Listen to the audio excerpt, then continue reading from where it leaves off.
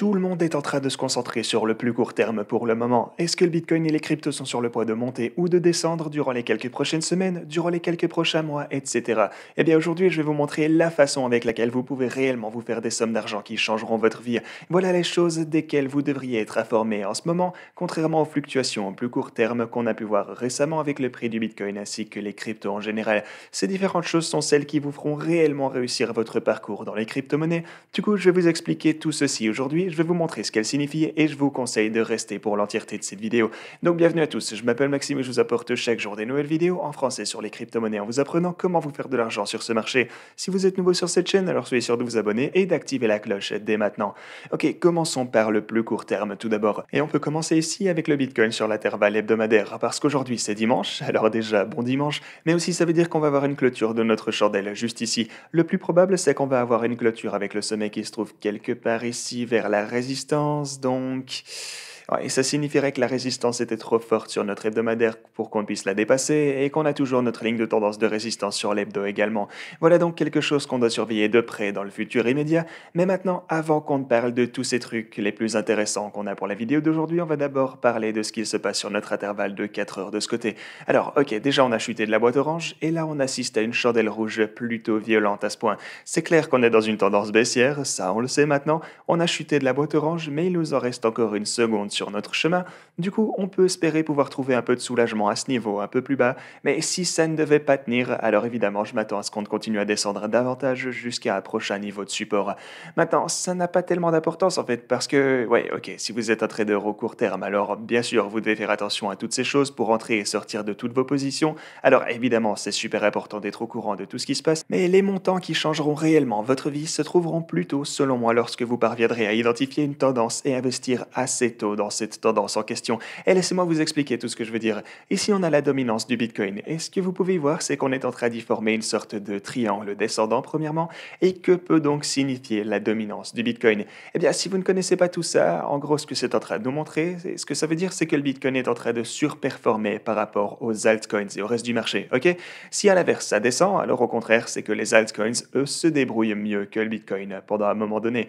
Donc, peu importe, lorsque vous allez voir ces plus petits projets qui vont faire des x10, x100, x1000 parfois dans un petit laps de temps, alors ça veut souvent dire que le Bitcoin est en train de perdre de sa dominance et généralement vous assistez alors à ce graphe ici qui représente la dominance du Bitcoin qui descend lorsque vous avez tous ces gains pour les altcoins. Ok, donc voilà comment ça marche en général quand on parle de dominance du Bitcoin et ce que vous pouvez voir ici c'est qu'en général si on dézoome même pour voir jusqu'en 2017, alors on a tendance à avoir une tendance baissière ici. Genre regardez lors de 2018, bien sûr en janvier de 2018, on a eu d'énormes rallyes de la part des altcoins et ensuite, durant le bear market, le Bitcoin a continué à renforcer sa dominance pendant de longs mois, signifiant que les altcoins ont chuté davantage par rapport au Bitcoin et donc que ce dernier est remonté sur le graphe de sa dominance.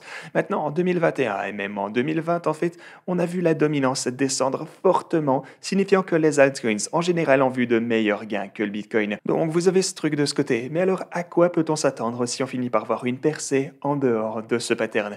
Eh bien, premièrement, déjà, ça veut dire que le Bitcoin va le plus probablement avoir une grosse poussée de la part de sa dominance, signifiant qu'il va avoir de meilleures performances que les altcoins. Voilà ce que ça veut dire. Maintenant, attention, ça peut arriver de deux façons. Ça peut arriver dans un bull market, lorsque tout est en train de monter en même temps et que le Bitcoin monte simplement davantage que le reste du marché, ça arrive parfois, mais ça peut aussi arriver dans un bear market. Cette fois, c'est lorsque tout est en train de chuter, et alors ça représente simplement le fait que les altcoins chutent bien plus que le Bitcoin, qui lui a tendance à montrer plus de force grâce à la confiance que les gens lui accordent. Ceci signifiant donc que la dominance peut se renforcer alors que le prix est en train de chuter. Du coup, la dominance du Bitcoin n'a pas réellement de rapport avec si oui ou non les marchés des cryptos sont dans une tendance ascendante ou descendante, mais il semblerait tout de même que lorsque les choses commencent vraiment à s'échauffer pour l'ensemble des marchés des cryptos, alors c'est souvent à ce moment aussi que les saisons des altcoins peuvent commencer, ce qui fait donc chuter la dominance du Bitcoin, comme on le voit souvent. Mais alors pourquoi est-ce que je vous explique tout ceci et en quoi cela peut-il vous aider? Eh bien la première chose, c'est bien sûr ce triangle important. Ceci est définitivement quelque chose d'intéressant à surveiller surveiller et peut-être qu'on finira par voir une percée ici en dehors de cette formation, signifiant que le Bitcoin va remontrer davantage de force, mais on pourrait tout aussi bien voir une chute en se faisant rejeter ici, et ça voudrait dire que les altcoins vont alors recommencer à mieux réagir que le Bitcoin. Mais aussi, si on ne descendait que jusqu'à ce niveau ici, à la ligne orange, ça voudrait dire que les altcoins vont récupérer pas mal de force, et ça peut avoir un énorme impact sur leur performance et leur permettre de revoir des, je sais pas, x5, x10 ou des trucs comme ça. Maintenant, laissez-moi repasser en vitesse à l'index des saisons des altcoins. Voilà quelque chose que vous connaissez déjà certainement si vous suivez cette chaîne depuis un certain moment. Et ce que ça vous indique, en gros, c'est si on se trouve en ce moment dans une saison du Bitcoin ou une saison des altcoins. Et ce que cet indicateur fait, c'est qu'il rassemble les 50 premiers altcoins en market cap pour les comparer aux performances du Bitcoin lors des 90 derniers jours. Et ce que vous pouvez voir ici, par exemple, c'est que le Bitcoin, durant les 90 derniers jours, a donc chuté de 31%. Il y a bien sûr quelques cryptos différentes qui ont réussi à mieux se débrouiller que le Bitcoin. Ici, par exemple, regardez, on a Send qui n'a, entre guillemets, que chuté de 30%, et quelques altcoins ont même réalisé des gains. Ici, on a Leo qui est en positif de 66%, on a aussi Luna qui est en positif de 15% ici. Donc oui, on a quelques cryptos qui ont fait mieux que le Bitcoin, mais regardez simplement ce qu'on a sur la droite du graphique ici. Tous ces altcoins ont sous-performé par rapport au Bitcoin. On a Elrond qui est en négatif de 67% par exemple, plutôt impressionnant, et la plupart de ces altcoins ont également subi des pertes significatives. Et tout ceci me ramène aux plus grandes opportunités que vous allez rencontrer dans les cryptos. Il s'agit de quelque chose dont je vous parlais beaucoup sur la chaîne principale en 2020 ainsi qu'en 2021, et le truc c'est qu'on est en train de s'approcher des niveaux vraiment bas ici sur cet index, et en général, lorsqu'on a tendance à s'approcher de ces, ou plutôt qu'on revient jusqu'à ces niveaux inférieurs, eh bien c'est généralement là, à ce point, qu'on voit les choses qui changent à nouveau et que vous pouvez récupérer ces opportunités de x100, etc. parmi tous les altcoins et le reste du marché. Vous pouvez donc voir qu'on se trouve en ce moment au niveau de 27 sur cet index en particulier, et si vous voulez voir jusqu'où on a déjà pu descendre, eh ben on peut simplement reprendre la dernière fois que ça s'est produit. On a ici en août de 2021, on se trouvait à des niveaux extrêmement bas sur cet index également, signifiant qu'on se trouvait dans une saison du Bitcoin. Mais ensuite, si vous vous souvenez certainement, en août, on a recommencé à décoller pour les altcoins, et certains d'entre eux ont vu des gains totalement dingues durant cette période, et spécialement les projets NFT, Metaverse et Play to Earn qui ont totalement explosé durant cette période, et c'est toujours le cas. La fois d'avant, lorsqu'on s'est trouvé dans toute cette zone, c'était en fait le 22 novembre, lorsqu'on a touché le fond ici, et ensuite, en général en novembre de 2020.